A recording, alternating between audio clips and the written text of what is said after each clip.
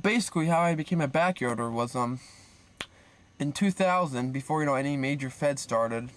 I was hanging out with the Finks and Steve Colas a lot, and they approached me and they're like, you want to join like a wrestling Fed type of thing. I'm like, that sounds pretty cool.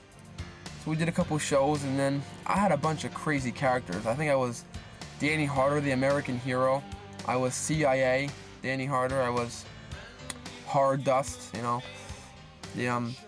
queer, and none of those characters seemed to bloom. I think that the Hard Dust was probably the funnest to do. I'm not really like that in my real lifestyle, but anyways, so that was that, and that's how it got started.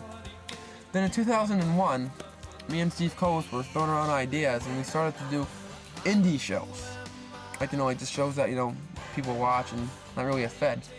And then Brian Fink came over a couple days later and heard about the indie shows. He goes, "Why don't we start a Fed?" And I was like, Double D and a real backyard Fed that he's gonna help run? Wow, I've been in Feds before the previous year, but I've never ran a Fed. I've always, that'd be so cool.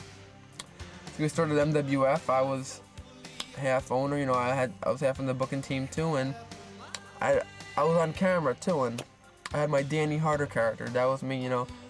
No gimmicks. No. I was mad about the whole Hard Dust Double D thing. So. And then Danny Harder. Then the next year, in 2002, was when I went back to my original roots, Double D. Now, in 2000, I was, did the American Hero and CA, but I had a short run as Double D as well, the country singer. So I brought that back, and it worked out pretty well. That's fun to do, I'm the greatest and I great, like Double J, old WWE. So that was fun to do. I enjoyed doing that Double D character, and